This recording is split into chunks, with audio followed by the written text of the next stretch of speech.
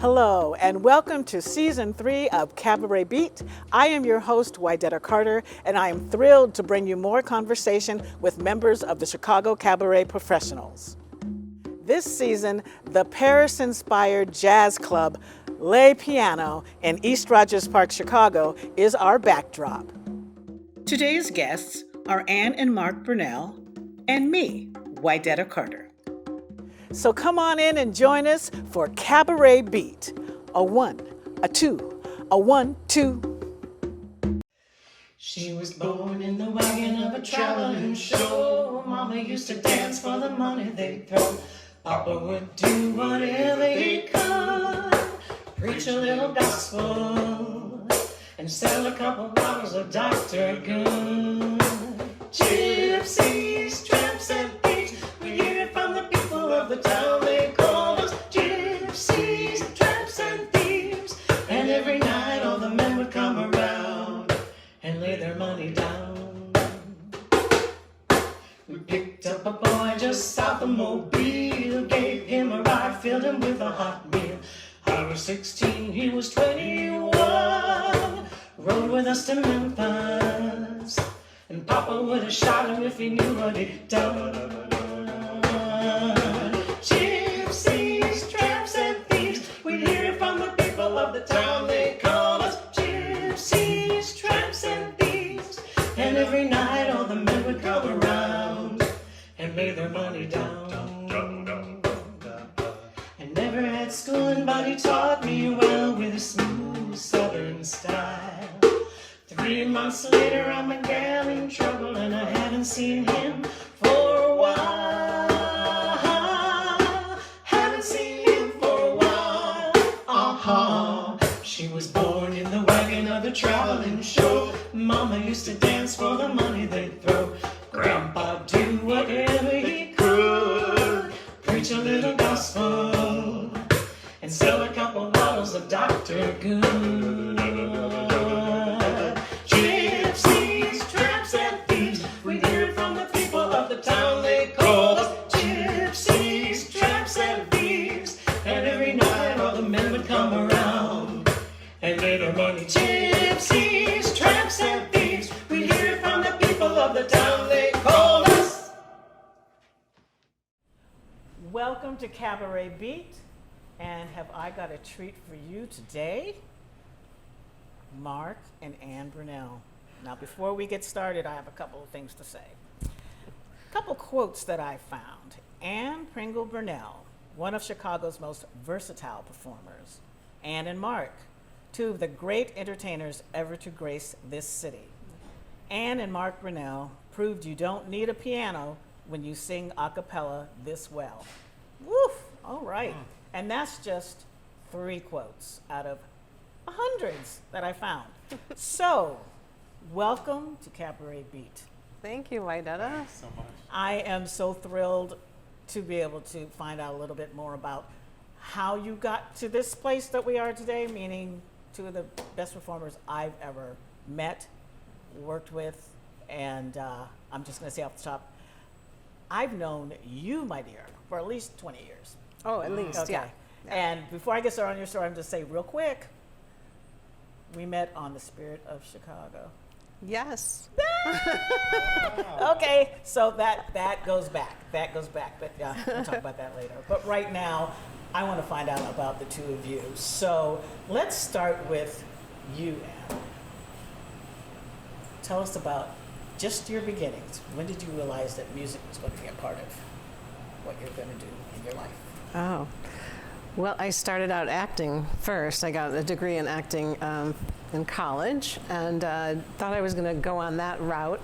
And I came to Chicago and auditioned for different plays and stuff, and pretty much they had me like as a character actress. So I was 20-something and up against 40-year-olds for the same parts. You know, I kept getting called back with that same kind of mom type thing, or, you know, saloon owner or whatever. But, you know, and they would always get the parts because they were really, you know, that age. So I got a job waitressing at a piano bar, and you know, on the slow nights, I would like sing with the guys, you know, just kind of run through some tunes and stuff.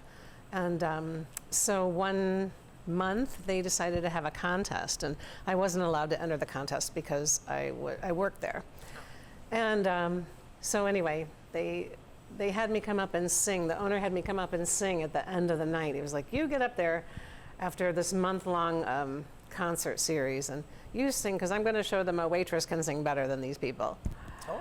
And so I got up there and sang my like 2 songs that I knew or something, and then Rick Hogan was there. So he told me I was wasting my life as a waitress and I should sing. So I put a band together in a few months, and we rehearsed. I put an ad in the Reader, and I invited him to my debut show, and he came. And so I just kind of switched over. And I love is that give up the waiting gig, even though in our business, a waiting gig is that's need common. it. That's Yeah, like no, that's what we do. Yeah. So okay, and Mark, you tell us about your beginnings in music. I mean, did you come out of the womb playing the piano, or Yes. yes? Not really. He was I had a 7. musical grandfather and a lot of musical cousins and aunts and uncles, but my big break when I was 8 was my dad was a member of the Sportsman's Club, and he had a pickup truck, and they were giving away an old beat-up upright.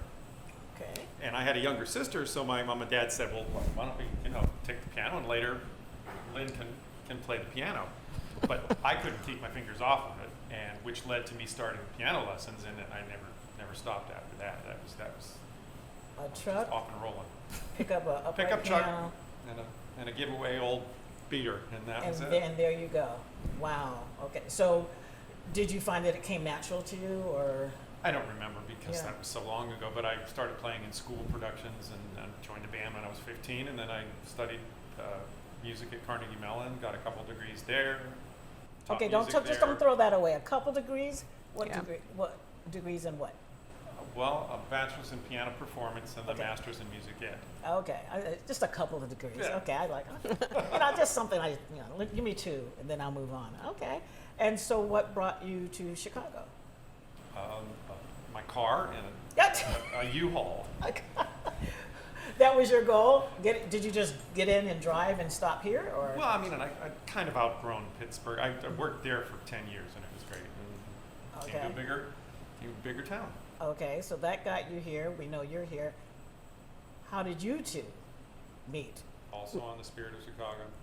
Did you know that? I didn't know that. I didn't know that you met there. Yes. I know. Oh, I know we met there and that you were playing, know. but I didn't realize that that's where. Okay, so all right. That is wild. Okay, interesting though. So, was that the band that you formed, or? Well, I think the Spirit fired a band, and then like they hired my band Okay. to take over, and we were rehearsing with all the actors, Right. like you were one of them, Right. and quickly. And there was another band on another floor. Oh, that's right. 3 levels. Yeah. Yes. And I And was a sub he was a one night, and that's how we met. You were actually the sub for the sub. Right. Yeah. But the sub for the sub. And the sub told me to check out Ann, and I did, and I checked her out all right. Did you ever play the gig you were supposed to play, or were you too busy on the other level looking? Played the gig. Or did you go down and wow, okay, see, I didn't know. See, you learn something new every day. Yeah. I was like, I was there and didn't even realize that I was there. That was part of hard it. work, wasn't it? It was a lot of hard work. It was. It was a lot of hard work. Talk about being a singing waiter. I And know. then, and then we had to do a solo song that Yes. night. Yeah, and In then the and then midst a of group song. delivering food. Yeah, just Yeah. like, here's your drink. I'm going to go sing now. And, but we got a lot of good tips for that. That's because good. sometimes people would ask you to sing a song Special for a song. special occasion. Yeah. And then the tip was quite nice. So, I'm happy to hear that. so, and I'm just curious, and how long did you play on the ship? Do you remember? Just that one season. You Okay. know. But it was a long season. They just went forever. like through Went to the October. winter. Yeah. Yeah, okay. So you met there. Did you didn't right away start singing together, right? And we You each had just our sort of- separate bands, Right. and so we tried to resist it, but it didn't last long. Right. We're Like never these- working together. You never No, no, working it together. happened pretty quickly. Okay. So did you just end up singing for an event, or did you put together a show? and present Well, yourselves that way? So there's a gay bar called Legends. I don't know if it's still there. I hope it is. But it was far west, like by Rosa's Turn, Okay. either on Irving or I can't remember where it is. But anyway, they called and they said, "Do you have a piano vocal duet? You know, we need somebody from 11 till 3 in the morning or something like that." And I looked at him and I said, "I think we have enough material, you know, to do Wow. a 4-hour gig." And we're like, "Yes, pick us." So that we kind of started playing together just because someone called. Okay. You know? And then you realized, hey, we do sound pretty good Right. together, you know? Right. And okay. And then I'm going to ask, how many years ago was that then? Do you know? 27. 30 that we met. Yeah, 30 years ago we met this year. 30. Oh, wait. So but about then 20. we've had to known each other as long because 30, if that was the yes. same season. Oh my gosh. I'm Okay, just sorry. okay, we just added 10 years to that. I thought I was okay. I I thought wasn't you were- trying to hide anything. I thought just you were thought being gracious. So no, I we just realized old. we Oh, we could have said We- 20. That would okay, have yeah, cheated, you should have said 20. We- No, but it doesn't line up with like when Yeah, you got it married doesn't, and right. everything. So, oh my gosh. Okay, that's really hilarious. Yes. Okay. You look the same, totally. And so do you. Yeah. My goodness. We age well. Thank Yes. you. Okay, so that's going to lead us to Chicago Cabaret Professionals. The both of you were a part of starting it. So, how did that become? What was missing or what was happening that you said, wait, we have to do something?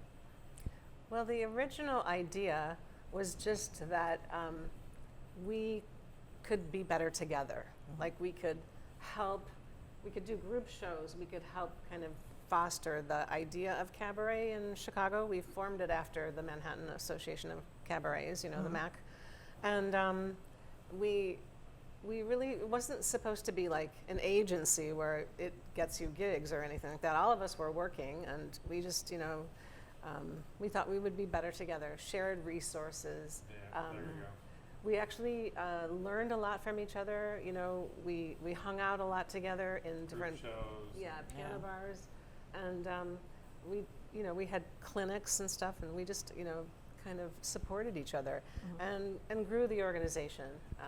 And I think that it's important to like know the roots, that it was really how the older people kind of mentored the younger people, like Bob Marine and Audrey Morris and these people who are not with us anymore.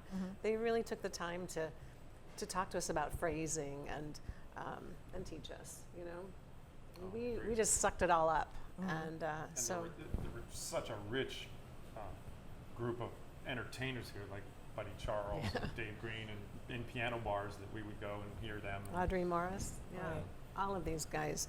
So that generation, you know, most of them have gone, and they left us. So we're supposed to carry that torch forward. Now, do you find that there are less places for cabaret or more now? Are people like some restaurants are opening up their spaces Yeah. to allow it, but did you find it hard, difficult to find places? I mean, we know the key places that, but there's not that many. It's not Right. like, Well, there's less piano bars, but I suppose that since the org started, there's more places to do cabaret because we kind of made it happen. Yeah. and do you find more owners of these establishments are open to it? Because to me, when I think about it, I love the old musicals where you're like, what happened to, you see a floor show, and Yeah. I don't know how they sounded that great without mics, but anyway, because with a full band behind them, or Yeah. but you go to dinner and you see a show, and Right. and Yeah. it was missing that, and even though it was bigger and cabaret is more intimate, there was a big disconnect there. It's When I still first- live performance, and it's still interacting, right. no matter how big the venue is. Well, Right. we're here at La Piano, and like for instance, I think that Chad Willits, who's the owner here, I think when he didn't want to speak for him, but he opened it.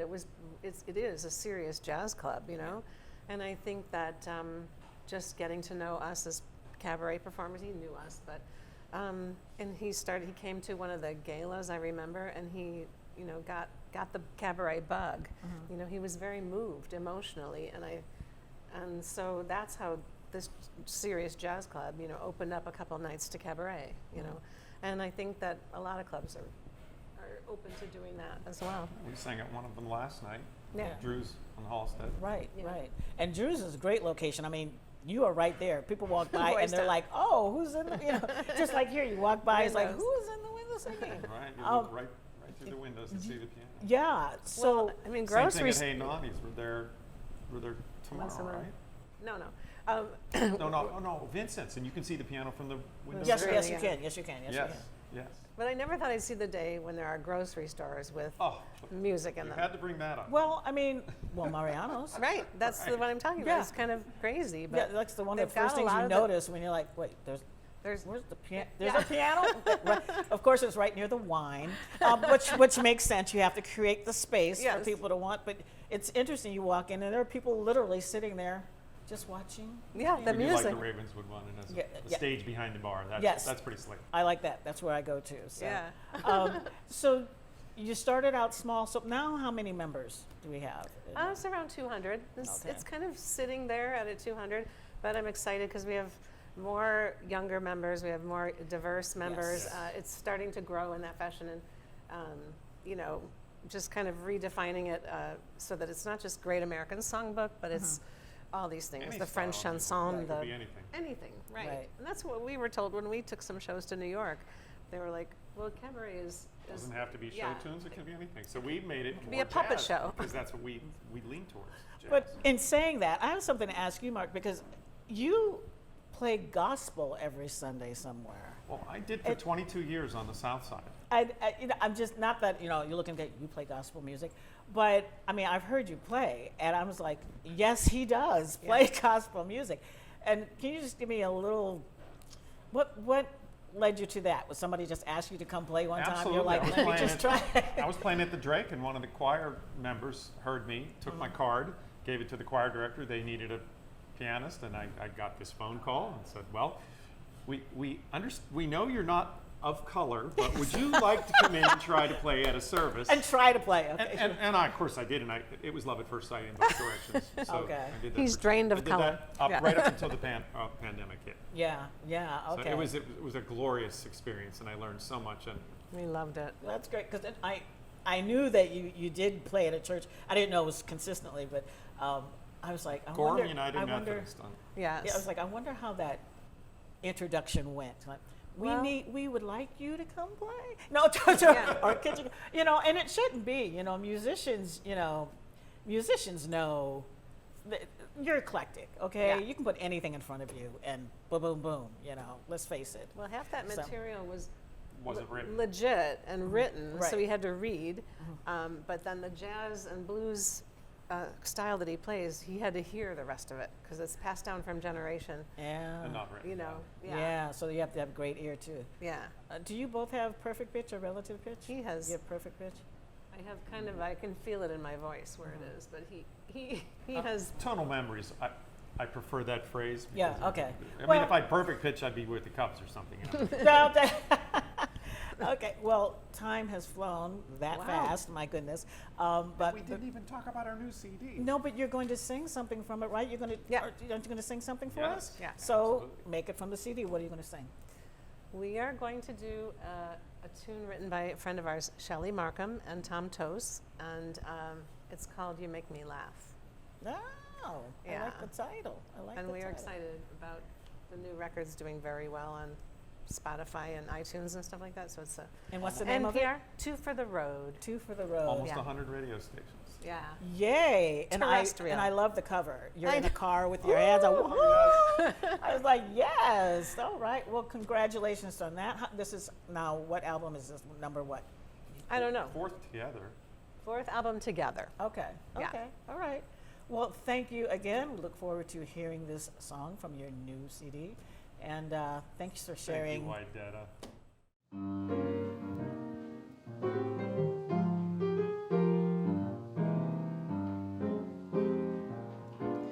It isn't your embrace or your delightful face that makes me know I made the wisest choice. And if your voice is not my favorite voice, I love to hear you sing off key in the key of Z. But hey, that's okay by me.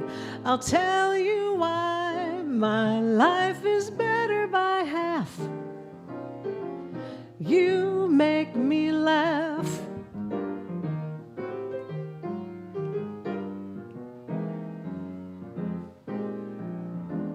When I'm about to burst, my day has been the worst, and I can only sit and stew a while. You've got a smile that always makes me smile, and that is halfway to a grin.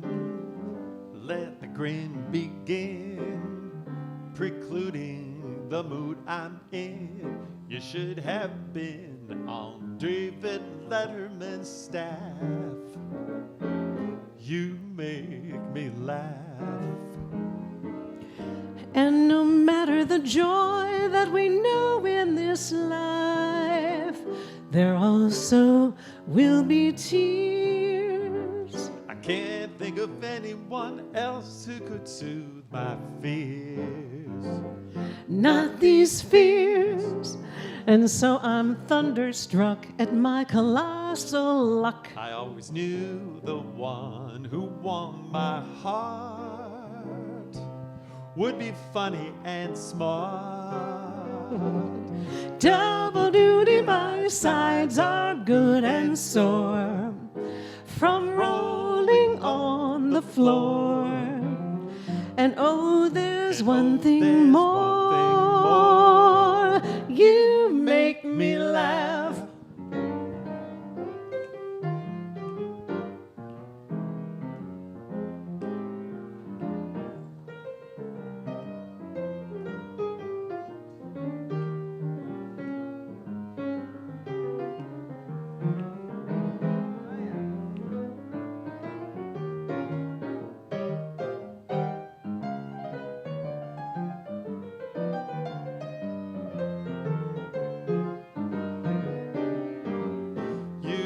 Should have been on David Letterman's staff. You make me laugh. And no matter the joy that we know in this life, there also will be tears. I can't think of anyone else who could soothe my fears. Not these fears. It isn't your embrace or your delightful face. It's more the way you make my spirit soar, as I mentioned before. I love your kind of kindness too, the little things you say and do, and most of all the fact that you know you. Yes, you. You make me laugh.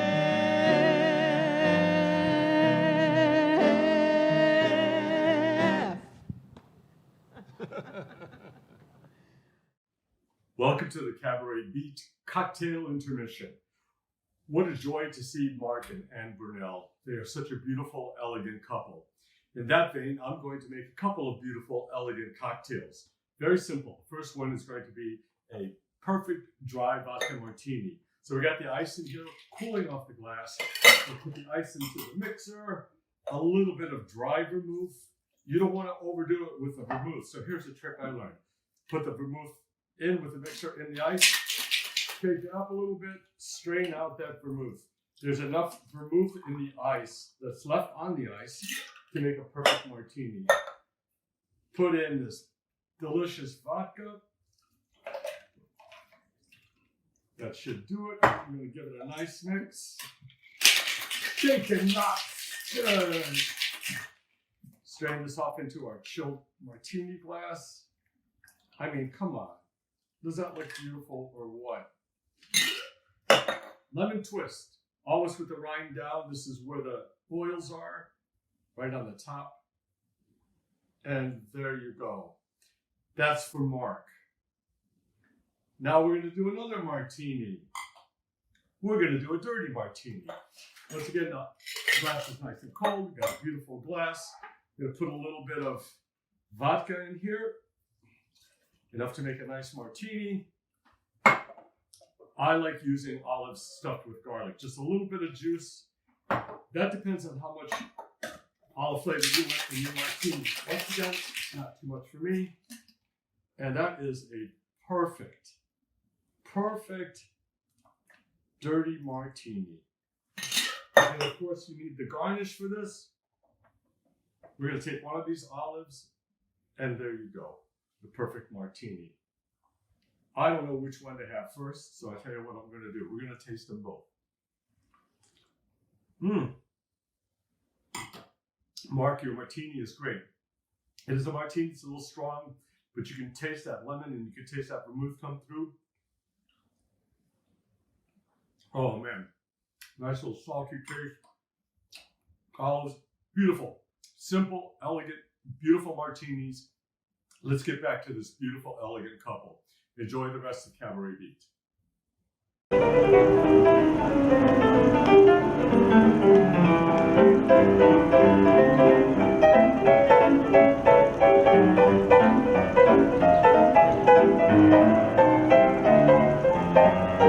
One more time.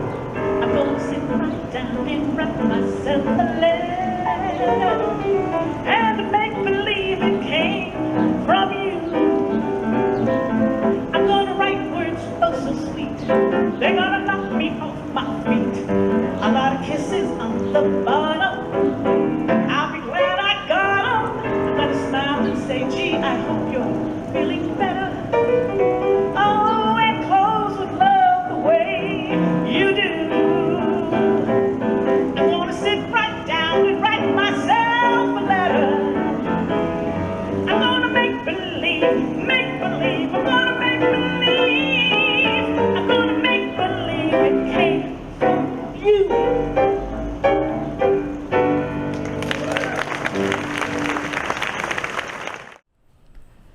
Hi, everybody. We are excited to be guest hosting Cabaret Beat Season 3 with the host herself, Wydetta Carter. I'm Ann Pringle Burnell, and this is Mark Burnell. And we have Wydetta Carter, who's been hosting Cabaret Beat since the inception. Yay. Yay! So welcome, Wydetta. Hello. The tables have turned. The tables have turned. You are the interviewee now. Alrighty, all right. Well, I'm excited. Yes, we are too. I wanted to know how you came to Chicago. Like, I know you're from Erie, Pennsylvania. Right. And you went through a few other cities, New York. And I did. When I graduated from college, I was that person who said, you know what, I'm going to New York. yeah. And so I did. Went to New York, did the whole New York thing again, you know, had to find a job real quick, so you get a job as a waitress. Yes, I did. And then you just start auditioning, singing different places just with your friends, making friends to sing and everything. And I started getting some good theater gigs, touring and traveling. And probably after 2 years in New York, everything I got was outside of New York. So I'm like, okay, I was traveling. I'm like, okay, well, let's see where this takes me. It took me to Louisville, Kentucky. And I did a year and a half at Derby Dinner Theater, which is right across the bridge in Indiana. And What show were you doing? like, Do you oh, remember? we did a season. Oh, So okay. like A Best bunch Little of them. Whorehouse in Texas, Dreamgirls, Funny Thing Happened on the Way to the Forum. It was a great season. But we were barnstormers, and barnstormers were, again, you were a waitress or a waiter prior to the show, and then the barnstormers, there were 8 of us that were chosen. You had to audition for it. Put together like a little musical review, which, by the way, is a great way to get music and to, you know, like hear all these different styles and learn all these different styles. So I was a barnstormer. And then we went and had 20 minutes to change into our regular costumes for the actual show. So it was a long night. And then Oh my the gosh. show would close, and then for dessert, the barnstormers would come back. So it was a long day to do a show at Derby and be a barnstormer. but we started working on things, and I said, okay, this is good. And a couple of us decided to go to Chicago and audition.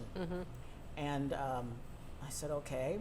We had just finished Best Little Whorehouse, and there was a theater just outside of Chicago doing Best Little Whorehouse for the summer, up in Wisconsin, in Door County, Peninsula Players.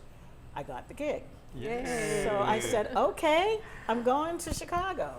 Went to Chicago, came here, and I said, well, I'm just going to do this show, and I'm going to go back to New York. Auditioned for another show, Little Shop of Horrors, out at Marriott, Lincolnshire. Okay, I'll just do one more show. And then I said, so how many years later, and I'm here. So now that we know it had to be over 30 years ago that we met. Yeah, we met 30 years ago. So 30 years ago, I decided that Chicago was a great place to be. I love New York, but more livable than New York. Yeah. You know, you don't have to go to the park to see grass. And just more open and just more relaxing, not as tense. And I loved the theater scene, and the music scene here was just, and it still is, it's just off the charts. Every night you can go somewhere and hear something different. Yeah. Okay. Well, let's travel back in time now. I know that you started singing at a young age. I did. So tell me about your family. Was there somebody in your family that was musical? Yes, my dad. My dad, the voice came from my dad. Loving my mother, may she rest in peace, but when she sang, the cats would like literally, she got scratched by both cats one time because she goes, why are they coming at me? I'm like, just stop. Critic. Everyone's a critic. Well, even the cats. But my father and I used to just sit around and sing. He had a ukulele that he would sit there and just, and he used to serenade my mother too with the ukulele. Magical. So, yeah, he said, you can always get a woman with music. He said, I was like, well, you know, I said, but can you get a man with me? No, I'm kidding. Yes. Yeah, you can. But we would just sit there, and he would teach me, you know, little songs, and you know, and this is going to sound crazy, but some people will know this. Lawrence Welk and Hee Haw used to come on back to back. Oh yeah. That was what my dad and I sat together and watched. So I just found that to be just the biggest kick. So you get your Lawrence Welk, you know, that music, and then you go right into the country honky tonk, and you know, my dad comedy, and a lot of comedy, timing, and everything. Yeah, a lot of comedy. And I think my dad was like, I know you love music, but I don't know if country music is for you, but if you like it. And I was like, yeah, Charlie Pride was the only one in there. I was like, I don't see, because I didn't see myself in country music. So no. And so when I was doing anything in school, if there was a mic stand there, I would walk up to it and start singing. It could be at a gym for the like sports thing or something. I would just walk up. If there was going to be, you know, everyone would go into the auditorium for, you know, everyone's about to gather so the principal can speak. I would run up to the mic and just start singing. And literally the principal said, well, we know what you're going to do for your future. Because the mic just... It was that obvious. You know, because he would let me finish and go, thank you, Wydetta, please go sit down. And, you know, and it just a cappella, just start singing. And everybody would listen. People would be like, all of a sudden they're like, I'm like, oh, I can grab their attention. So that's when I knew. But when I really knew I wanted to do musical theater is when I hurt my foot roller skating. And I had to stay home for a week and a half. And West Side Story was the first time they aired West Side Story, the musical, the movie. Yeah. And I was watching it. And I shouted to my mom. I said, Mom, I'm going to be in theater. And she said, okay. I said, no, really? And she goes, okay. From then on, everything was about taking dance class, going to the children's theater, everything. So that's when I knew. I knew. Wow. Between my dad and that. So. Wow, that was my next question. Like, how did you transform from music into theater? I wanted to hear about that. But I know that you are not only a singer and musical theater and also an actor, but you are now the first vice president of the Actors Equity Association. Can you tell us how that came to be and actually what that entails? Like, that came to be, I've always been a person that I don't just sign a contract. I want to know what I'm signing. I want to know what's going on. And I always wondered when I was offered my contract, how did this come about? Why is it I'm getting this pay, or what they expect of me and what I should expect of them? But I've always done that. I've always been on council and school and everything. So I was always, so I slowly got involved with the union, joining committees, and I realized, wow, this is really important work. This is intriguing, and I can have a say in it. Not to control it, but just have a say in how it moves forward. And especially because it wasn't really diverse. It wasn't diverse at all. I started out just going in committees. Then they said, why don't you get on the Central Regional Board? So there's different boards across the country of the union. I said, okay. So I got on the Central Regional Board. And then a lot of things, why don't you try this? Or why don't you try that? So I was open to it. And then they said, Wydetta, we would like you to chair this committee and negotiate a contract. Ooh. And I was like, okay, that was an eye opener, but I realized, wow, this is how things work. This is how you get things done. But it's dedication. So preparedness. And prepared. You'd have to want to do it, but I did. And 10 years, I was on Central Regional Board. Then I decided to run for council, which is the national council. So Central Regional Board is just for this region. And then I said, let's go for the national, the whole country. And I didn't win the first time, but I lost by 200 votes. So I knew I was close. Yeah. And then when the next time I ran, I won. And then when I got in there, I was like, well, I'm here to work, and I'm here to do everything that I can to make this union stronger. And I think people just recognized that I was here and dedicated. And so they said, you should really run for an office. And that was my goal. I said, I did want to show you that all the national officers were from New York or the Eastern region. Wow. Never from another region. And there was no person of color for 40 years. Too long. That's as a national officer. Serious. So so not only the first woman of color in 40 years from another region. Yeah. Okay. Outside of. Yeah, outside of New York, because most of the theater takes place outside of New York.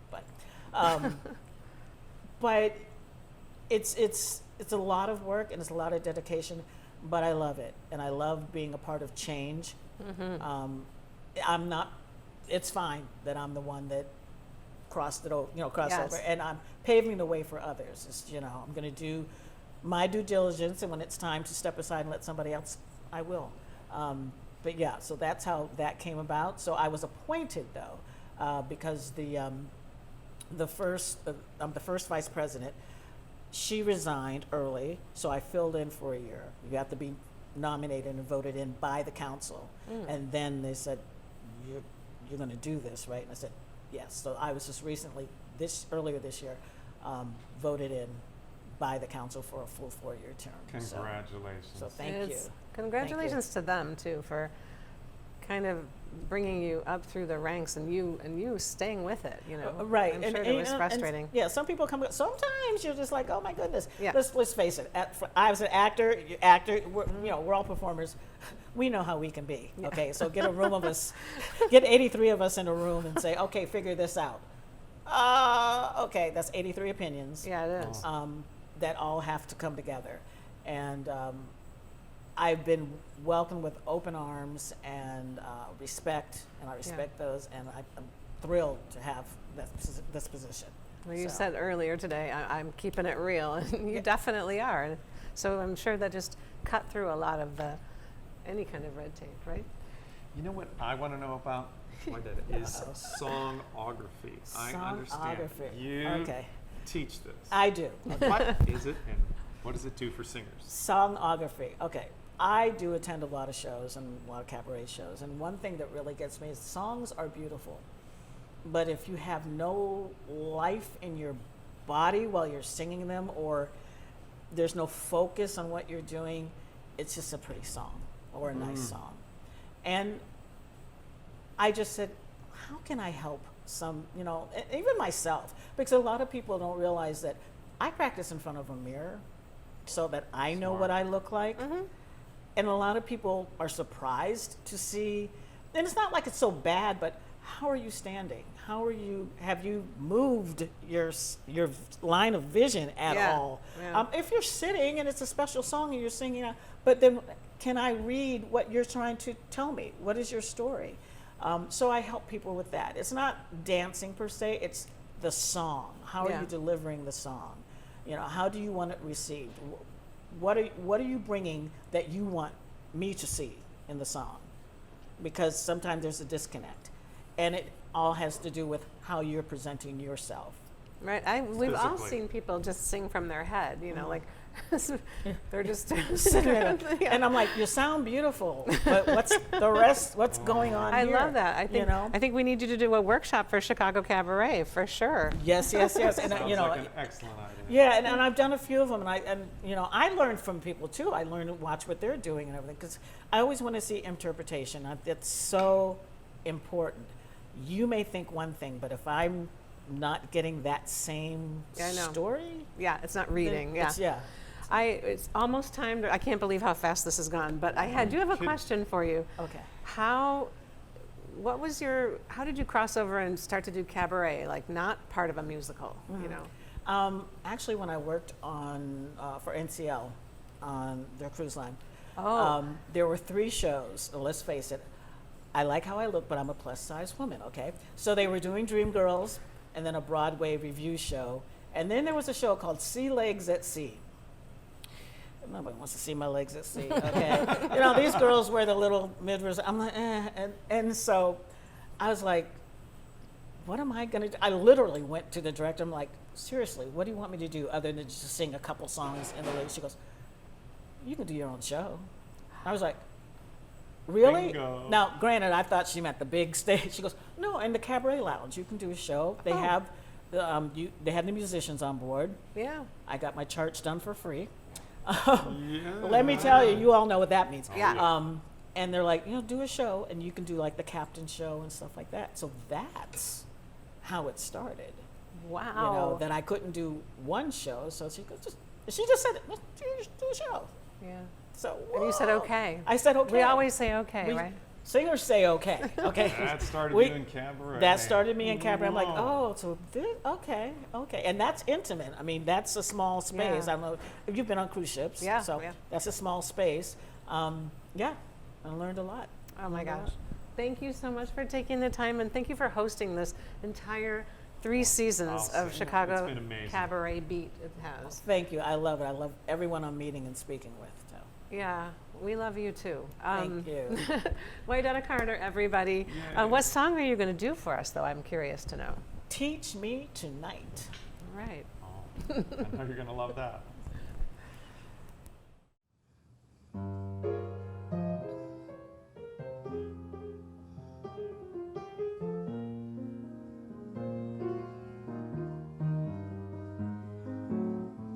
Did you say I've got a lot to learn? Well, it's not that I'm trying not to learn, since this is the perfect spot to learn. Oh, teach me tonight, starting with the ABC of it, right down to the XYZ of it. Help me solve the mystery of it. Ah, come on and teach me tonight. The sky's a blackboard high above you. When a shooting star goes by, I use that star to write I love you 1,000 times across the sky. One thing isn't very clear, my love. Should the teacher stand so near, my love? Graduation's almost here, my love. Ah, come on and teach me tonight.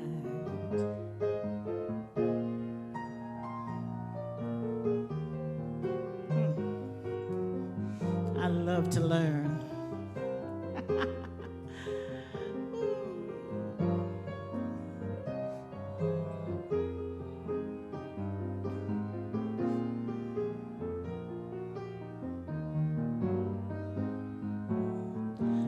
the sky's a blackboard high above you. When that shooting star goes by, I'll use that star to write I love you 1,000 times across the sky. One thing isn't very clear, my love. Should the teacher stand so near, my love? Graduation's almost here, my love. Come on and teach me tonight. Oh, teach me, baby. Show me that you care. Teach me, honey. Oh, yeah, yeah. Teach me, baby. Come on and teach me tonight. Oh, teach me tonight.